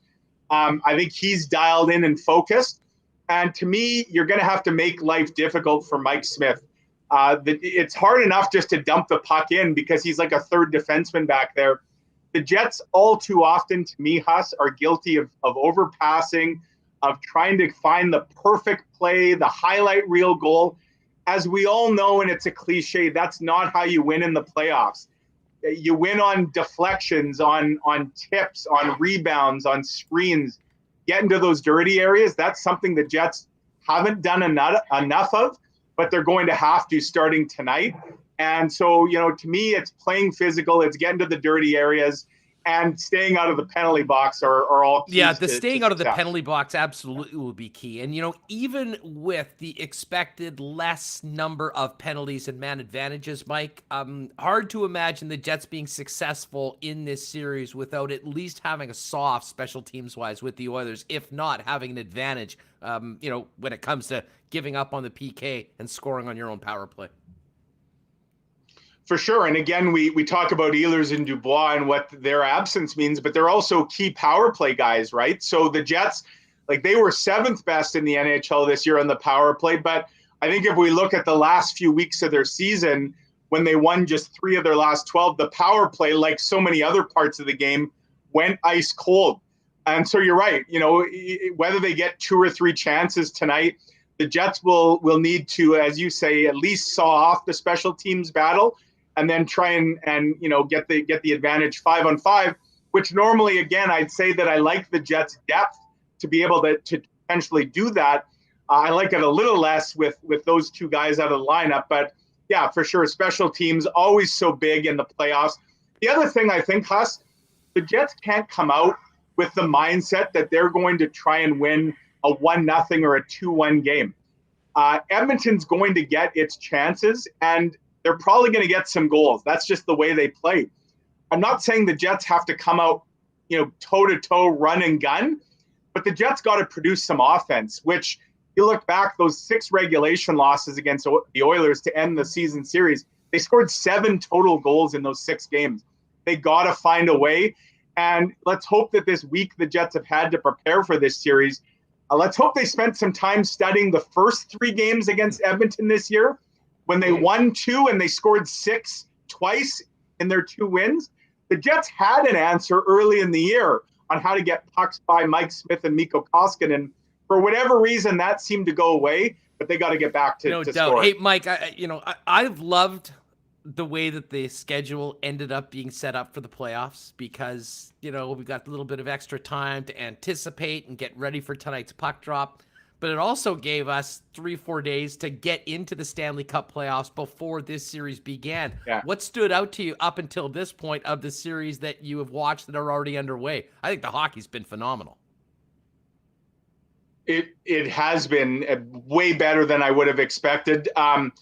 I'll say this: do you find it as jarring as I do when you turn on a game and you see like 10,000 I'm so triggered people? about this, Mike. Like it drives me crazy. And listen, I'm happy for everyone down there. All I think about is like, wait a second, I thought we were doing everything right. How the hell are we in this position? But I don't want to go down a big COVID. The chat goes crazy when we go on this. Let's focus on the games. But you're right. I almost feel like claustrophobic when I'm watching these games on TV because the crowd, we got so used to just seeing tarped off seats. The crowd makes everything on the ice feel smaller, like they're on top of the action. To me, I mean, Tampa, Florida game 1, not only was that the best hockey game I've seen all year, that was one of the best hockey games I've ever seen, period. The nastiness, the momentum changes, the big crowd certainly added to it. The in-state rivalry between the teams, like that was the sport at its absolute peak. But you're right. I mean, no matter what game you're flipping to, whether it's Pittsburgh Islanders, whether it's Washington, Boston, whether it's Vegas, Minnesota, the hockey's been tremendous. You know, nobody's running away with any of these games. Like they're all 1-goal or 2-goal games. So it's been terrific. And let's hope that we see more of that here, both in the Jets series and then Toronto, Montreal. The other thing you mentioned about the late start, what it allowed us to do, or what it allowed maybe the Jets to do is, you know, if they had started, let's say Saturday or Sunday, and we were going to be playing game 3 tonight, I'd say there's almost no chance that Nikolai Ehlers or Pierre-Luc Dubois get into the series at all. You know, every day that they sort of bought here time-wise maybe improves the odds that we see one or both of those guys as this goes along. So I'm sure the Jets haven't minded the extra break definitely. either. Well, the wait will be over in a few hours. 8 o'clock tonight, the puck drops. They're back at it in Edmonton on a Friday. And then interesting scheduling, Mike. You know, with the late start, they do need to make up a bit of time. And this series will come back to Winnipeg. May long weekend, back-to-back Sunday, and then a late one, 8:45 puck drop on Monday as part of a doubleheader with both Canadian series going on that day. I'm looking forward to the Monday triple overtime special that ends around 2:30 in the morning. That's going to be a lot of fun for us guys writing on newspaper deadlines, Huss. No doubt. Well, no doubt you'll have lots to write about. A lot of excitement. There's nothing else for anybody to do, so all eyes will be on Edmonton, Alberta tonight in Game 1 between the Jets and Oilers. Mike, as always, love having you on the program. Thanks so much for doing this. You bet. Enjoy the hockey, folks. Thanks. Right on. Give him a follow on Twitter at Mike McIntyre WPG, and of course, catch all of Mike's work following the Winnipeg Jets in the pages of the Winnipeg Free Press. I saw DQ Nick pop in. If you just popped in, we will be spinning the first ever Winnipeg Sports Talk Wheel of Fortune with everyone that entered on our Instagram page at Sports Talk WPG for that DQ cake. We'll do that in a little bit. We'll also get to the Cool Bet lines. I do want to give a little plug. Speaking of Cool Bet, this morning, Pat Gregoire and I did a breakdown of some picks, talking about the PGA Championship, which gets going tomorrow. Man, it'll be awesome. Be able to, kind of focus on golf throughout the day, get the nervous energy out, and get right back into playoff hockey in the evening. Of course, big shout out to our friends at Breezy Bend Country Club. Our golf sponsor, of course, is looking amazing right now. And I have a feeling that, in regular times, we do a round, hit the patio for a bit, go into the clubhouse, watch the PGA Championship. We'll have to wait for some of the majors a little later on. But the golf course is beautiful. And man, are people getting out and golfing right now. One of the few things people can do. Big thanks to Breezy Bend Country Club for their support of Winnipeg Sports Talk Daily. This has been a wild day in the show. Huge numbers. Let's get Remus back in here after great chats with James Duthie and with Mike McIntyre of the Winnipeg Free Press. Reem, I know we've been growing day after day, but it's pretty obvious with the amount of people that have been with us really from the beginning of this program live today on the YouTube stream that people are ready to go and fired up to finally get going on game one tonight.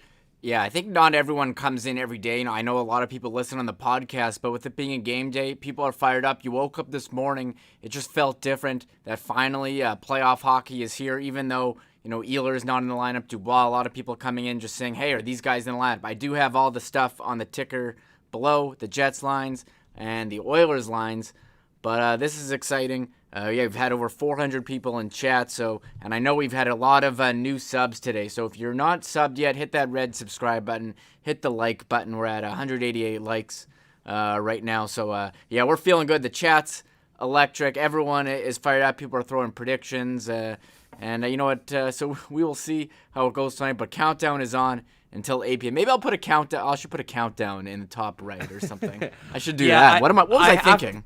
I got to give a shout out to everyone. I mean, right off the muting at the beginning of the program, I mean, there was some serious comedy in the chat. And I honestly, a couple times I would just peek at the chat during the interviews and see some of the stuff was going on. And it almost completely derailed me. Some of the stuff was that funny. So keep it up, everybody, if you're here. And if you are new to Winnipeg Sports Talk, joining us on YouTube, hit that red button, subscribe, join us on a daily basis, and please, if you would, hit that thumbs up button. The likes certainly help us as well. Man, the last hour has been great. Big thanks to James Duthie and Mike for joining us, kind of hitting every angle of this Jets-Oilers series, as well as the rest of the Stanley Cup playoffs. As I mentioned, PGA Championship gets going tomorrow. Check my Twitter for some of the content from the Cool Bet Show with Pat Gregoire a little bit later on. But really, our focus now, full tilt on game one tonight. Remo, how are you feeling about the game tonight? I mean, where are you at? I mean, obviously, the Jets are underdogs right now. And the line, which we'll get to in a moment for Coolbet, has gone back up for the series as well as the game tonight. We know it's long odds right now without Dubois and without Nikolai Ehlers. But where's your optimism level for this evening's game, my friend? Ooh, man. I'll be honest, I wasn't feeling that great, with the Jets play. They played well last week, felt better. They rolled into Edmonton yesterday with a snowstorm. I think that bumps it up. Hellbuck's birthday bumps it up. And I think a lot of people in the chat, though, kind of bringing me down, saying, it feels a lot like last year with no PLD, no Ehlers. We all know last year in the bubble, Scheifele injured pretty much like 5 minutes into the game. Then Laine also in the first game. And that really crushed the Jets' playoff hopes. I don't think they're in the same boat as last year. I don't think they're as bad as they've been against the Oilers this year. I know it's only a 6-game sample, so it seems like a lot. I'm feeling okay. I'm kind of nervous, and I don't want it to be a blowout or anything. You're definitely scared of McDavid and what he can do. But I don't know. I think I picked Oilers in 6 on my bracket, so I think they can definitely take a couple games here. I chickened out on the Cool Bet Show for our game one pick. With the uncertainty of the players, I didn't want to just go with the straight homer pick in the face of all the evidence and take the Jets. I sure as hell wasn't taking the Oilers, so I just chickened out and went with the over 5.5 for tonight's game. Man, there's some good stuff. Oh, Ezzy Ginsburg is here. Ezra has announced Jets in 6. Love that one, Ezzy. By the way, hey, you guys still need me for IC tonight after the game? Let me know about that. Able to do that. T-Cone, I have seen your million suggestions that I do a bet with Dusty for some Little Brown Jug. See, this is the thing. I will bet the Little Brown Jug with Dusty, but I don't need any of that Alberta swill coming back this way when we already have Little Brown Jug on board as a sponsor. So what I might do, maybe what is Edmonton known for? Well, Donairs, basically. So maybe you can get me a Donair kit or go to one of the fine Donair establishments and airship over a package. But I will be more than happy to put up some Little Brown Jugs against the Donair capital of the world, Edmonton, Alberta. Oh, an Energy 21 design popped in there. And he said, by the way, check out his whiteout jerseys. I responded to it. I don't know if you caught those, Reem. Energy 21 has done some really cool, for those of us that are uniform geeks, different models of jerseys, suggestions, really fun from a design perspective. But man, the 3 whiteout jerseys that he dropped on Twitter today, really, really cool. So if you are a bit of a uni geek like Remo and I are, definitely check out that feed and give him a follow. Great to have Energy 21 with us here in the chat. Okay, in a couple minutes, if you entered in our Instagram contest with Dairy Queen on the Winnipeg Sports Talk Instagram page, we're going to be entering you and everybody else that entered in the first ever WST Wheel of Fortune. Really looking forward to that. But I tell you what, before we do that, Remo, let's get to tonight's cool bet lines and see what we've got going on in the National Hockey League. And of course, the game that I'm really concerned about is coming up shortly. The Calgary Flames hosting the Vancouver Canucks. The end to the Canucks Flames series, and I did see some people going, why the hell are these playing these games?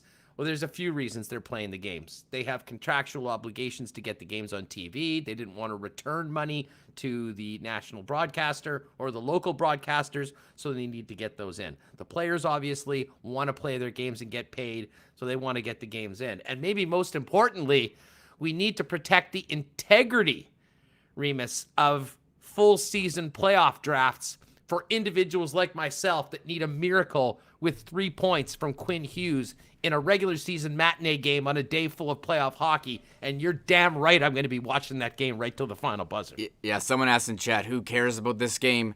And I said yesterday, gamblers and fantasy. And then I was like, someone else is like, who's betting on this? And I was like, well, Huss needs 3 points from Quinn Hughes to win his season-long fantasy. Imagine coming that down to the wire. So that game's on at 2:30. Yesterday we were talking about the odds. I was just like, bet on the underdog, and Vancouver was the underdog. They won. Calgary's an even bigger favorite today, minus 180. I think they've been pretty close. I haven't looked at the lineup. I really don't care. We have the lines of the playoff games scrolling down below right now.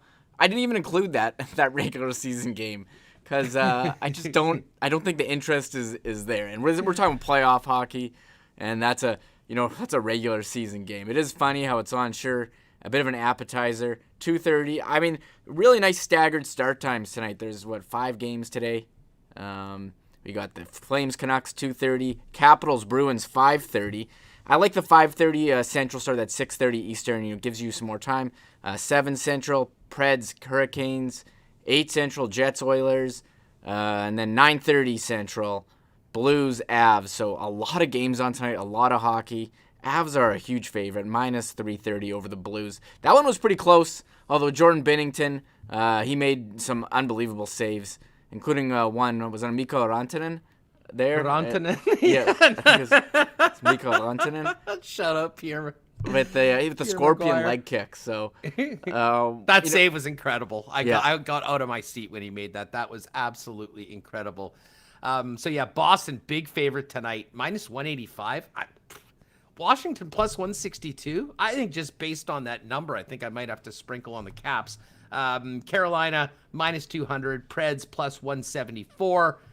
As you mentioned, Avalanche, big favorites, minus 357. Blues plus 304. And where this Jets-Oiler line is sort of come out to now with Ehlers and Dubois status, it's gone back in the Oilers' favor, minus 161 for Edmonton, plus 144 for the Oilers. And let's quickly check the series price right now, because as we told you, last Friday, this series opened as Jets a pretty big underdog at plus 175, and the Oilers were about minus 206.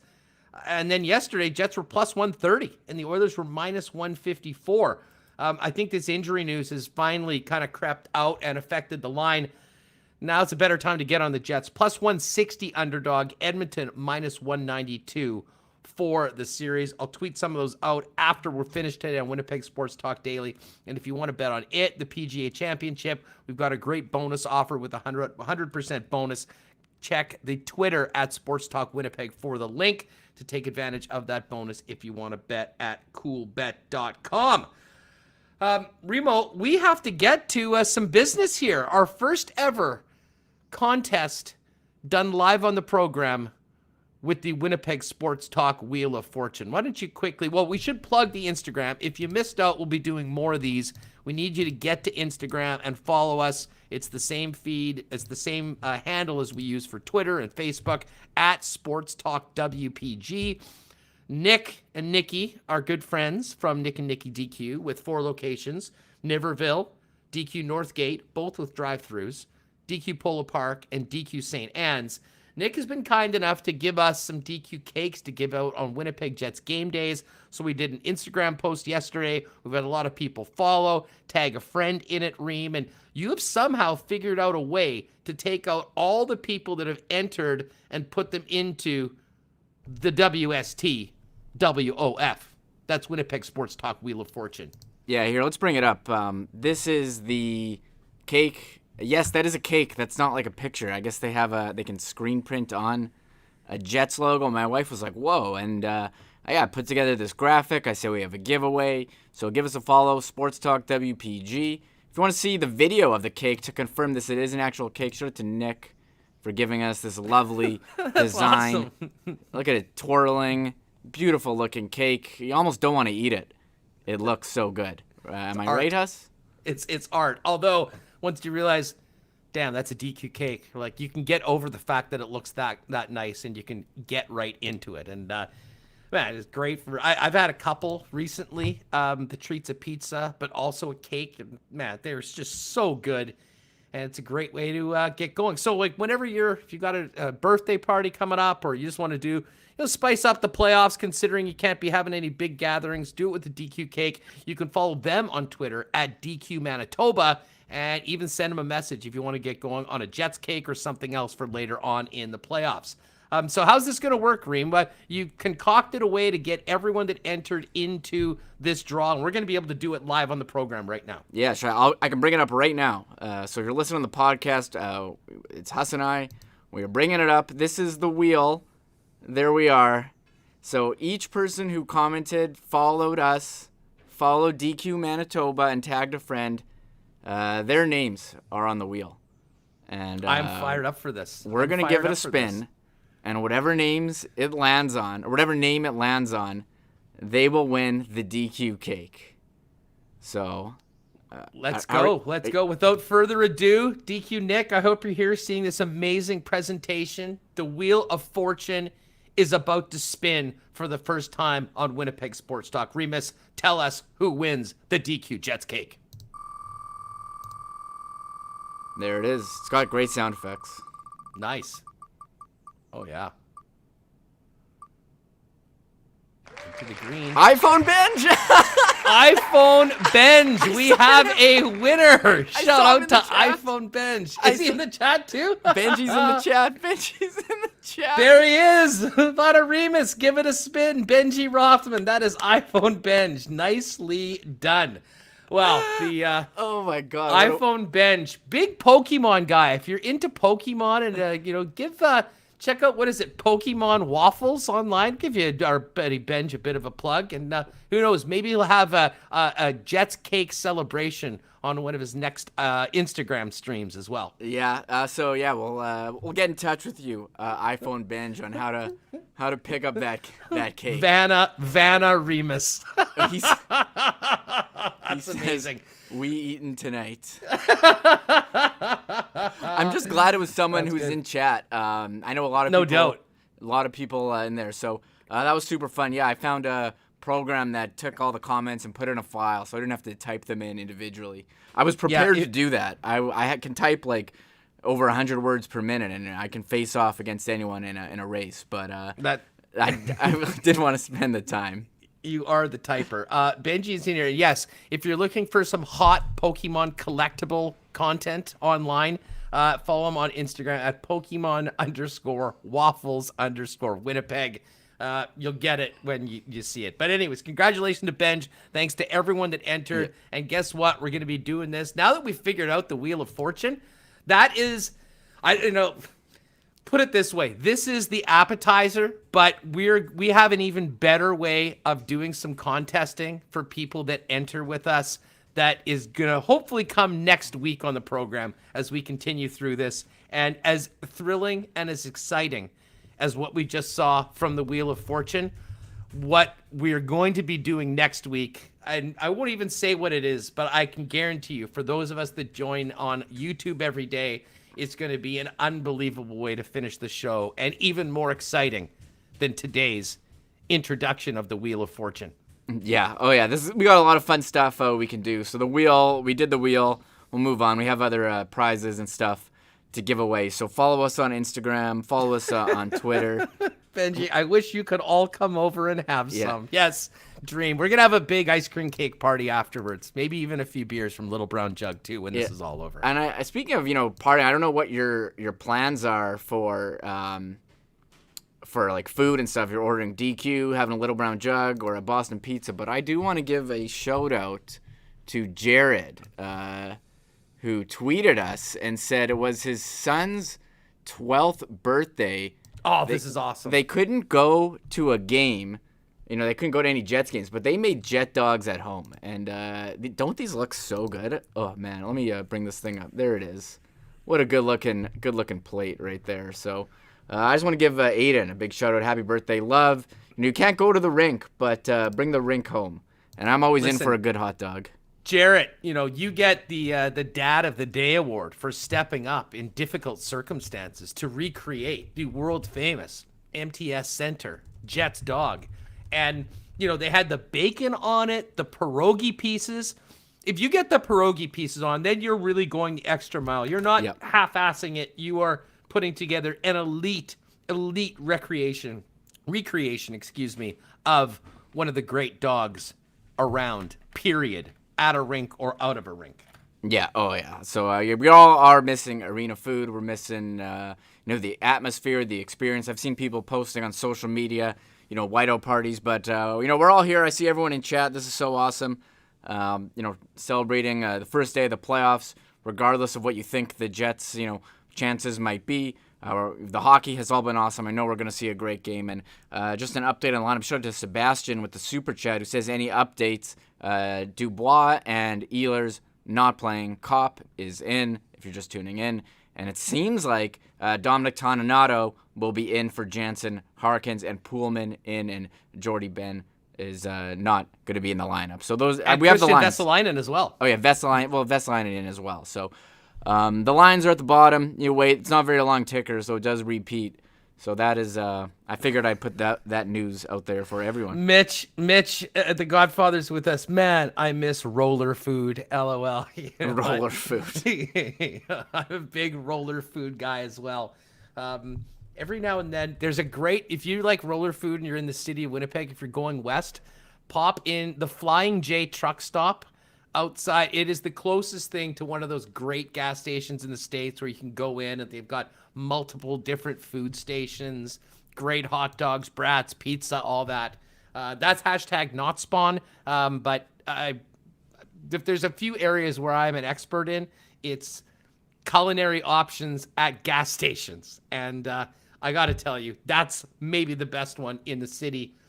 Very popular with truckers right before they come into the city. So, Mitch, if you're driving around, go hit the roller at the Flying J. And I'm sure you'll come back going, Hustler, that was a very great call.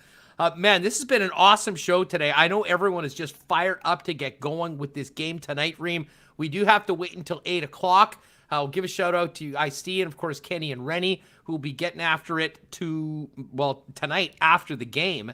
And then Ken will also join us tomorrow on the program, breaking down everything that happened tonight in the Jets-Oilers series and talking about the rest of the playoffs. I mean, for my money, this next couple days, PGA Championship in the day, playoff hockey through the night into a long weekend, Reem. I mean, I know we're in a bad place and we can't do a lot of those things, but just strictly from a sports perspective, this next weekend, if you're someone like me, I think is going to be right up there with one of the best stretches that we've had really since this pandemic started. Yeah, don't forget Major League Baseball going on with the Blue Jays beating the Red Sox yesterday. They'll be back at it tonight, 6:37. Garrett Richards versus Russ Stripling. Also, basketball, these play-in games. Big one tonight, Lakers hosting the Golden State Warriors. I know people tuning in. That's at 8, though, so around the same time as the Jets game. There's also Spurs and Grizzlies. So we have the basketball play-in games. Again, I have no idea how it works, but we still have games, and LeBron and Curry going against each other. So I know people are fired up for that. Yes, and people, you're getting some love for your hat today. We got to give a big shout-out to Rick Forney, Andrew Collier, and the Winnipeg Gold Eyes. who are 1-0. They won their opener last night. They finish it up, a shutout against Sioux Falls in game number 1. And again, they've got a great program for the American Association Baseball TV package. I think it's about $20 for the year. You can get all the games.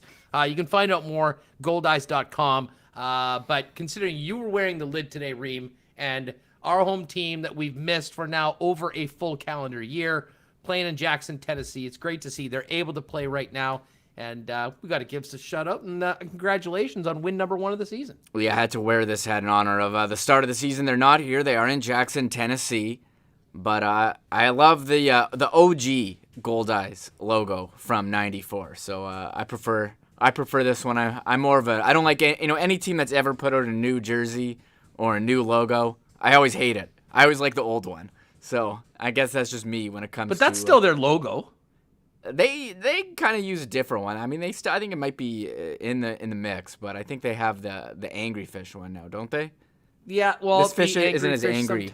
He's not as mad, and they do the stylized G on some of the hats. Yeah, they have the well. stylized G. So listen, if you're a Gold Eyes fan and you want some merch, you can just head down to the ballpark. You got tons. Or, go online. They've got so many different cool ones. I'm personally partial to the bacon jersey, of which I did an amazing first pitch at the ballpark with that jersey on. And of course, Andrew Collier, Gold Eyes GM, came on with us last week to talk about the upcoming season. And knowing my affinity for Bacon Night, rocked his own version of the Bacon jersey. So that was a heck of a lot of fun. Man, this has been a great show today. We've got to thank James Duthie for joining us, as well as Mike McIntyre.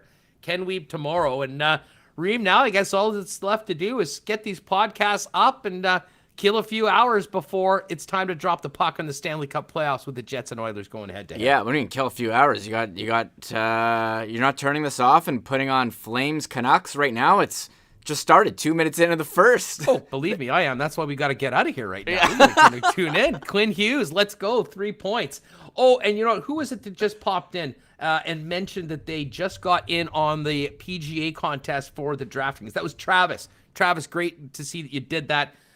Listen, we're big DraftKings guys, but we are so bloody frustrated at what has happened with this site. We're not able to send out invites on any of the contests over 20. For the majors, you don't want to just leave it at 20. It fills up in like 2 seconds if people get the invites.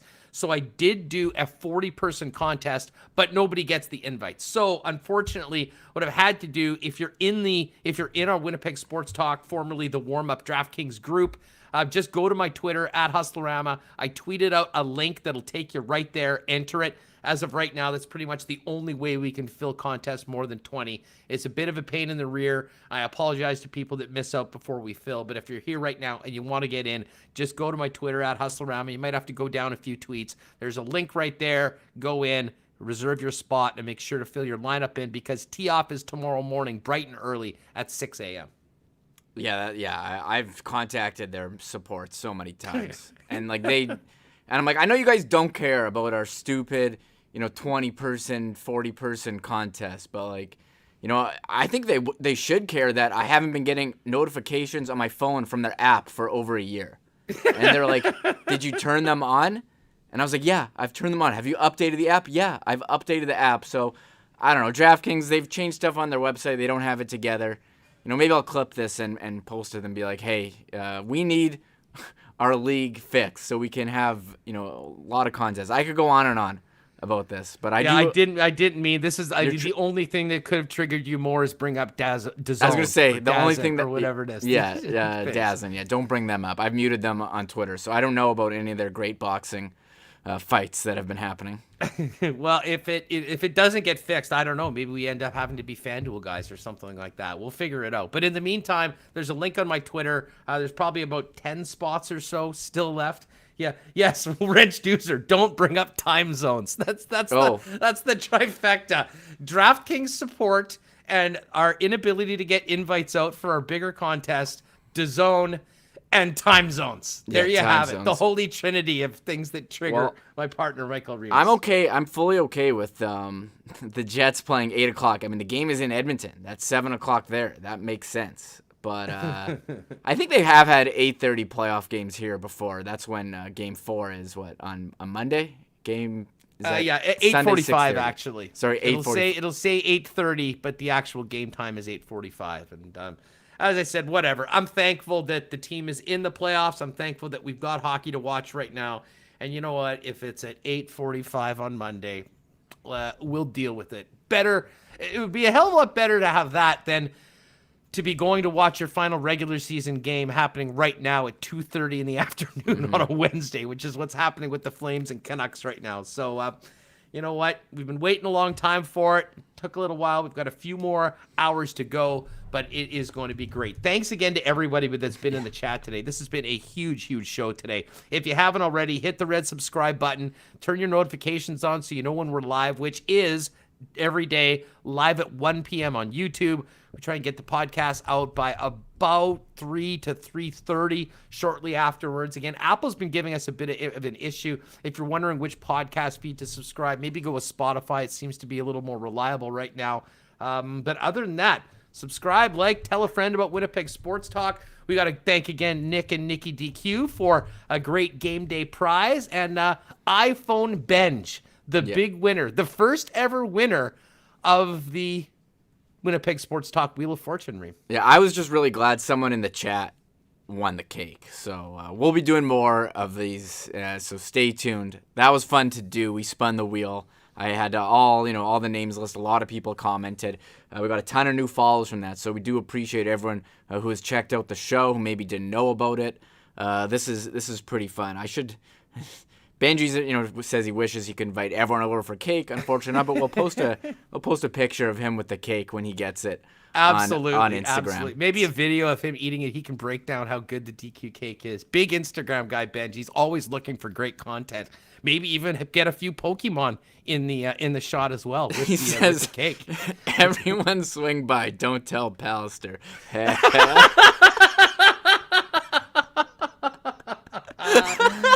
Oh man, that's a great way to end the program. A great way to end the program today. Hey, thanks as always to Nick and Nikki DQ, Not Autocorp, Royal Sports, Boston Pizza, Little Brown Jug. Still time to maybe get a home delivery order at littlebrownjug.ca for tonight's game and for the long weekend. Make sure to check out that free mug deal along with it. Assiniboia Downs, our friends at Breezy Bend. Don't forget, PGA Championship begins tomorrow morning. Get your bets in. Make sure your lineups are complete. Aikens Lake Wilderness Lodge and Cool Bet Canada. Jets right now plus 160 for the series at Cool Bet if you want to get in on it. Remo, that's about it. Tomorrow we'll be back. We'll break down game number 1. We'll get ready for game number 2. Lots more action around the playoffs, and we'll also be able to watch the leaderboard of the PGA Championship. Should be an awesome afternoon. Yeah, it's going to be fun. Hey, if everyone's got a prediction for the game, just type it in chat right now before we go, because it is fun when people have like crazy ones, and then they actually happen, and we're like, oh, who is Gregory here? Is Gregory right now? Greg, I'm always most excited to see Gregory's prediction if he's here. But yes, predictions for tonight's game. If you want to include a series prediction as well, we will take those. And we'll always be able to go back and you'll be able to say on Winnipeg Sports Talk, end of the program on Wednesday, I called that. And then you'll have proof. You can just go back and show people and be impress everyone with your prognostication skills. Yeah, that's fun. And yeah, I guess that's it for the show. Hey, we got a bunch of games tonight. Big games. We got Quinn Hughes. The Quinn Hughes watch is on for yours truly. 3 points this afternoon. Let's make it happen, 43. Finish this season strong for you and your Vancouver Canucks teammates. And hey, just in all seriousness, speaking of the Canucks, very interesting reports that the Sedin brothers might end up being part of management. Apparently, Jim Benning is going to come back. I don't know whether this is just sort of punting the decision down the road. What this means for Travis Green, I'm not sure, but he and the staff don't have contracts right now. They're going to finish today, and you would imagine that he should be able to interview tomorrow somewhere else if he wants to. So that'll be something we'll be focusing on or following for the next few days. We won't be focusing on, we'll be focusing on the Winnipeg Jets and the Edmonton Oilers in the Stanley Cup playoffs. Folks, thanks to everyone that was with us live on YouTube today. Hit that like button on the way out. Hit the subscribe button if you haven't already. For those of you listening on the podcast, thank you so much for the support. We'll be back tomorrow. Ken Weeb will join us. The latest on Jets Oilers between games 1 and 2. And you'll hear it right here on Winnipeg Sports Talk Daily. Enjoy the game tonight. Have a great evening, and go Jets go. Oh my God! Oh! Shut it down! Let's go home! Thanks for tuning in to Winnipeg Sports Talk Daily. Make sure to subscribe on YouTube and your favorite podcast feed at winnipegsportstalk.com.